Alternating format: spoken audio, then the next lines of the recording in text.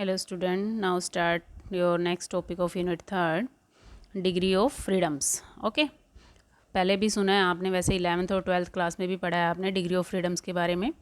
Almost आपको पता भी होगा इसके बारे में, लेकिन फिर भी एक बार डिस्कस कर लेते हैं. डिग्री ऑफ फ्रीडम्स क्या है? Degree of freedoms, the degree of freedoms of a system are the total number of independent coordinates, okay, required to specify the position and configuration of dynamical system. समझ आया क्या है? Actually जब भी आप किसी सिस्टम की बात करते हैं, उस सिस्टम में यदि आप कोऑर्डिनेट्स बताते हैं, जो कोऑर्डिनेट्स आपको रिक्वायर्ड हैं उस सिस्टम को स्पेसिफाई करने के लिए, क्लियर, वो हैं आपके पास डिग्री ऑफ फ्रीडम, या ये इंडिपेंडेंट कोऑर्डिनेट्स जो आपको चाहिए उस सिस्टम को स्पेसिफाई करने के लिए, उसको बोलते हैं डिग्री ऑफ फ्रीडम्स. ओके, कि किन डायरेक्शंस में वो फ्रीली मूव कर सकता है, जिससे आप उसको कंप्लीट स्पेसिफाई कर सकते हो उस सिस्टम को, उसको बोलते हैं degree of freedoms. Okay, for example आप लेके चलते हैं हम कि एक सिंगल एटम है आपके पास, क्लियर है आपके पास, और वो मूव कर रहा है आपका फ्री स्पेस में, क्लियर है. तो सपोज सबसे पहले फर्स्ट कंसीडर कर लेते हैं कि वो लाइन के अलोंग मूव कर रहा है जस्ट, ठीक है. आपने ये एक्स वाई जेड डायरेक्शंस ली और एक जो एटम है आपका वो मूव कर रहा है लाइन के अलोंग. लाइन भी क्या हम ले लेते हैं, एक्स एक्सिस के अलोंग वो मूव कर रहा है. मीन्स यदि हमें इसकी पोजीशन बतानी है तो क्या बताएंगे? वाई और जेड की ज़रूरत ही नहीं है, क्योंकि वो एक्स एक्सिस पे लाई कर रहा है, क्योंकि वाई और जेड तो जीरो है ना कंपोनेंट आपका. तो आपको सिर्फ क्या बतानी है? एक्स की वैल्यू बतानी है. यदि आप एक्स की वैल्यूज़ बता देते हो कि एक्स की वैल्यू आपके पास 4 है, 3 है, 2 है, जो भी आपकी पोजीशन है ग्राफिकली अकॉर्डिंग, तो वो क्या है आपके पास इसकी पोजीशन को स्पेसिफाई कर देगा सिस्टम में, क्लियर है. तो वही क्या है आपके, मीन्स वो क्या है, फ्रीली कहाँ मूव कर रहा है वो अलोंग एक्स डायरेक्शन. तो एक्स डायरेक्शन के अलोंग जो ये मूव कर रहा है, दैट मीन्स इसकी सिर्फ एक डायरेक्शन है जहाँ ये फ्रीली मूव कर रहा है, तो वो आपके पास क्या हो जाएगा? Degree of freedom. That means कि यदि कोई पार्टिकल एक स्ट्रेट लाइन के अलोंग मूव करता है, जिस भी डायरेक्शन में मूव करता है एक स्ट्रेट लाइन में, तो वही उसकी क्या है? Degree of freedom. मीन्स यदि वो एक्स एक्सिस पे मूव कर रहा था तो उसकी डिग्री ऑफ फ्रीडम कितने हैं? 1, क्लियर है, क्योंकि वो स्ट्रेट लाइन में मूव कर रहा था. यदि इसी तरह से कोई पार्टिकल यदि प्लेन में मूव कर रहा है आपका, प्लेन कैसे बनता है? प्लेन तो दो एक्सिस से मिलके बनेगा ना. तो प्लेन में मूव कर रहा है, मान ली एक्स वाई प्लेन में मूव कर रहा है, या वाई जेड प्लेन में मूव कर रहा है, या जेड एक्स प्लेन में मूव कर रहा है. सपोज करो आपका एक्स वाई प्लेन में ही कोई पार्टिकल मूव कर रहा है, यहाँ कोई पार्टिकल है, तो उस पार्टिकल कैसे स्पेसिफाई करेंगे? उसकी पोजीशन कैसे बताएंगे? क्या बताना पड़ेगा आपको? उसके दोनों कोऑर्डिनेट्स बताने पड़ेंगे, एक्स और वाई. मीन्स आपको कितने कोऑर्डिनेट रिक्वायर्ड हैं उसकी पोजीशन बताने के लिए? 2. मीन्स उसके डिग्री ऑफ फ्रीडम कितने होंगे? 2, क्लियर है. इसी तरह से यदि बात करें हम 3 डायमेंशन की, कि कोई पार्टिकल है वो फ्री स्पेस में मूव कर रहा है, ठीक, फ्री स्पेस में मूव कर रहा है, मीन्स तीनों डायमेंशंस एग्जिस्ट कर रही हैं वहाँ पे, क्लियर है.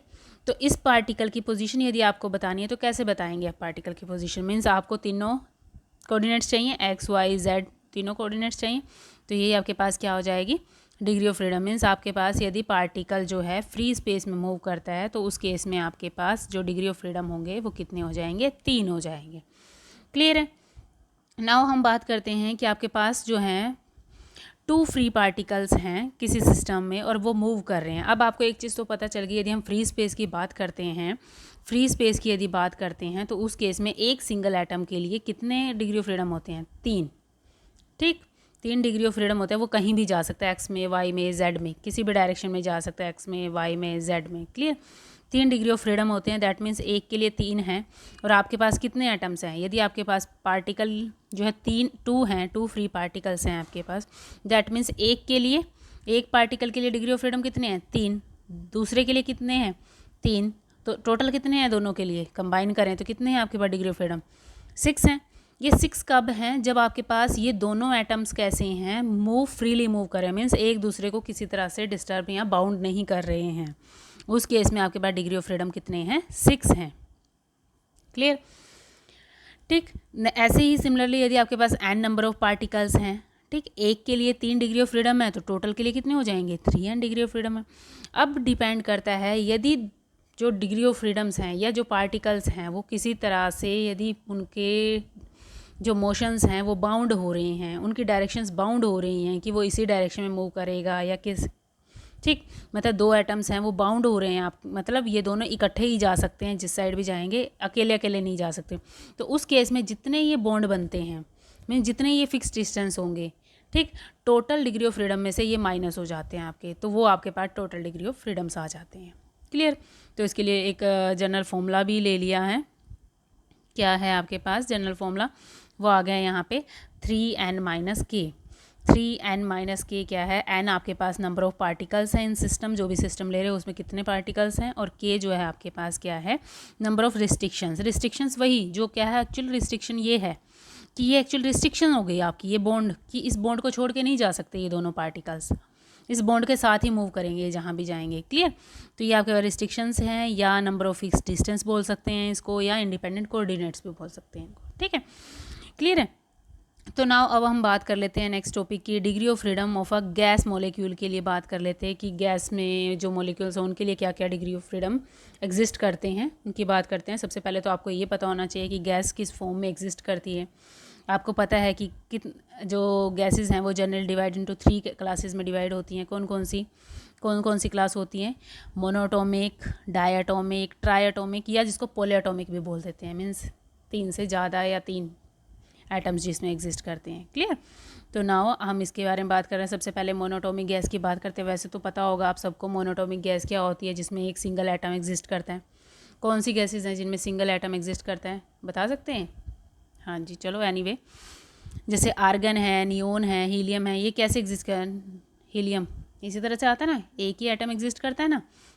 तो एक ऐसी गैसेज है, मोनोटॉमिक गैसेज हैं ये आपके पास। ठीक है, अब ये सिंगल एटम एग्जिस्ट कर रहा है, means x y z plane में ये सिंगल एटम एग्जिस्ट कर रहा है आपका।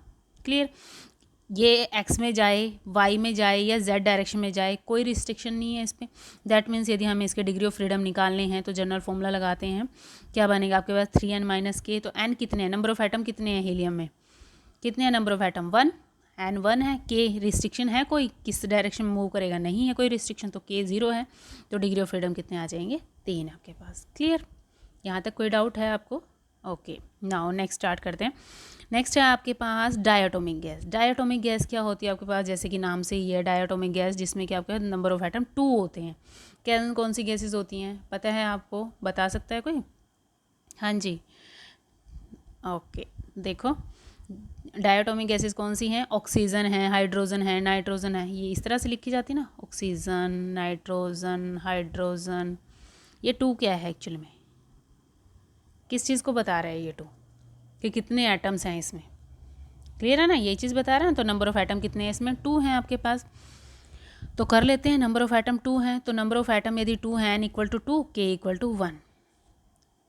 अब 1 क्या, इसका किस तरह से बनाए जाते हैं, डायटोमिक गैस है तो यही बनाया जाता है ना। नंबर ऑफ एटम कितने हैं, 1 2 हैं, n की वैल्यू 2। बॉन्ड कितने बन रहे हैं दोनों के बीच में, एक बॉन्ड बन रहा है ना, ये जो इसको रिस्ट्रिक्ट कर रहा है कि ये दोनों इकट्ठे ही जाएंगे जहाँ भी जाएंगे। तो वो क्या आ गया आपके पास, रिस्ट्रिक्शन आ गई। तो 3n माइनस के में वैल्यू पुट करेंगे तो इसकी वैल्यू कितने आ जाएगी, 5। क्लियर है। एक चीज़ और यहाँ पे बात की जाती है, डिग्री ऑफ फ्रीडम जब हम पढ़ते हैं उसमें ट्रांसलेटरी मोशन और रोटेटरी और वाइब्रेशनल मोशन, इनकी भी बात की जाती है। ट्रांसलेटरी मोशन क्या होता है आपका, ट्रांसलेटरी मोशन का मतलब होता है जैसे कि आपके पास है कोई भी एटम है, ये कोई भी एटम है आपके पास, इसको उठा के यहाँ से उठा के यहाँ रख दिया, यहाँ से उठा के यहाँ रख दिया, मीन्स इधर यहाँ रख दिया, इसको एज इट इज़ उठा के यहाँ से यहाँ ले आए, एज इट इज़ उठा के यहाँ से ही। ये जो इस तरह के मोशन होते हैं वो होते हैं आपके पास ट्रांसलेटरी मोशन। ठीक। और रोटेटरी मोशन क्या होता है आपके पास, दूसरा यदि बात करें रोटेटरी मोशन की, रोटेटरी मोशन वो मोशन होता है आपके पास जिसके इसमें ये रोटेट कर रहा है अपने सेंटर ऑफ मास के अराउंड। में डायटोमिक मॉलिक्यूल ही आपका ये है, तो वो इसके अराउंड रोटेट करता है, कि ये दोनों इसके अराउंड रोटेट कर रहे हैं, मीन्स दोनों कंबाइन में ही रोटेट करेंगे आपके। क्लियर। अब ये किस किस के अलोंग रोटेट कर सकता है, इसके अराउंड रोटेट कर सकता है। क्लियर। मीन्स आपके पास यदि एक्स के अलोंग था ये, तो ये वाई के अलोंग मीन्स ऐसे दोनों ऐसे रोटेट कर सकते हैं, और ये इस तरह से जेड के अलोंग रोटेट कर सकता है, ऐसे ही कर सकते हैं ना। तो 2 डायरेक्शन, एक्स के अलोंग रोटेट नहीं कर सकता क्योंकि एक्स पे तो ये है, किस तरह से रोटेट करेगा एक्स के अलोंग, दोनों एक्स पे ही फिक्स हैं ये तो। क्लियर। तो ट्रांसलेटरी क्या होता है कि तीनों डायरेक्शन में जा रहा था, तो 3 तो आपके पास क्या हो गए, ट्रांसलेटरी मोशन हो गए। अब रोटेटरी मोशन की बात करें तो सिर्फ वाई और जेड में जा सकता है वो। रोटेटरी मोशन कितने हो सकते हैं उसके, 2, तो यहाँ से भी निकाल सकते हैं। तो 3 ट्रांसलेटरी प्लस 2 रोटेटरी, तो कितने मोशन हो गए आपके पास, 5। तो डिग्री ऑफ फ्रीडम कितने हो गए आपके पास, 5। क्लियर।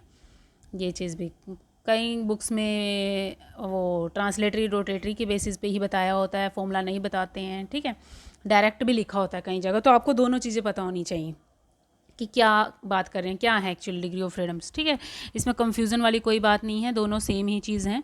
ठीक है, कहीं कंफ्यूज हो कि नहीं मैडम ने तो बताया था कि इस फॉर्मूले से निकलते हैं, वो रोटेटरी ट्रांसलेटरी की बात कर रहा है, तो उसमें कोई कंफ्यूजन वाली बात नहीं है। ठीक है, एक्चुअली दोनों चीज़ें कंबाइन ही हैं, दोनों चीज़ों को डिस्कस कर सकते हैं हम। ठीक है, दोनों से बता सकते हैं। नेक्स्ट आपके पास है ट्राइएटॉमिक गैस। ठीक है, अब ट्राइएटॉमिक गैसेस कैसी होती हैं पता होनी चाहिए पहले तो आपके पास, जैसे कि SO2। ट्राइएटॉमिक क्यों बोल रहे हैं इसको, देखो एक तो S का है मॉलिक्यूल और एक 2 O के हैं, तो कितने हो गए टोटल, 3 हो गए ना। तो मीन्स जो मॉलिक्यूल हैं वो 3 हैं, इससे ज़्यादा भी हो सकते हैं। अभी तो सिर्फ हम टाई की बात कर रहे हैं, पोली भी बात करते हैं, इससे ज़्यादा भी हो सकते हैं। जनरल हमने 3 की बात कर ली। ठीक है, H2S है जैसे। तो अब आपके पास डिपेंड करता है जो ये 3 एटम्स हैं वो किस तरह से अरेंज हैं।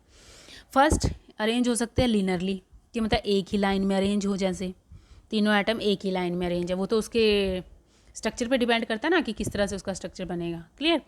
दूसरा नॉन लीनियरली, कि वो इस तरह से अरेंज हैं, ट्रायंगल की शेप में अरेंज हैं। ठीक है, तो ये जो अरेंजमेंट है इसके अकॉर्डिंग भी आपके डिग्री ऑफ फ्रीडम चेंज होते हैं कि किस तरह से अरेंज है। ठीक है, ऐसा नहीं है कि आपके सामने लिखा गया ट्राइएटॉमिक गैस है तो डिग्री ऑफ फ्रीडम बताओ और आपने एकदम से बोल दिया कि इतने हैं।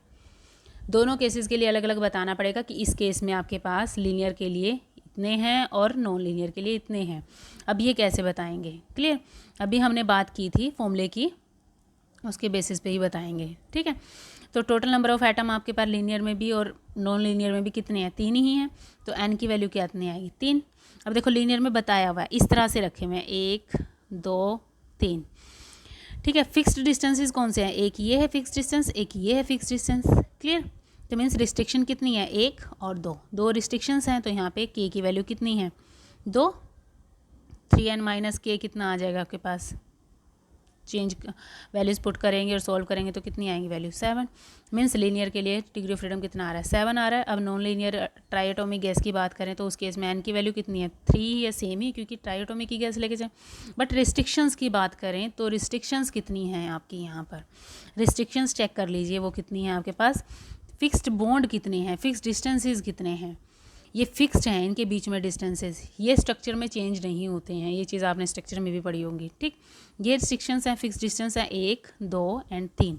तो k की वैल्यू कितनी हो जाएगी, 3। तो यहाँ पे 3n माइनस k, तो वैल्यू पुट करेंगे तो यहाँ से आपके पास क्या आती है वैल्यू, यहाँ पे 6। डिग्री ऑफ फ्रीडम जो है कितने आ जाते हैं यहाँ पे, 6। तो आप ध्यान रखना, एकदम से नहीं बोल सकते कि ट्राइएटॉमिक गैस में कितने डिग्री ऑफ फ्रीडम है, बोल दिए कि 6 हैं, नहीं, बताना है कौन से केस में 6 हैं, लीनियर में या नॉन लीनियर में। ओके, तभी आप बता सकते हो कि डिग्री ऑफ फ्रीडम ठीक बोल रहे हो या नहीं बोल रहे हो। क्लियर है, ऐसा नहीं है कि एक वैल्यू बताई 7 है जी 6 है, नहीं, वो गलत है। ठीक है, पहले बताओ कि कौन सी की बात कर रहे हो आप, लीनियर की बात कर रहे हो, नॉन लीनियर की बात कर रहे हो।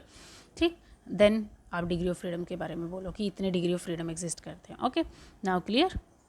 ओके, नेक्स्ट टॉपिक की बात नेक्स्ट वीडियो में करेंगे। Okay, thank you student.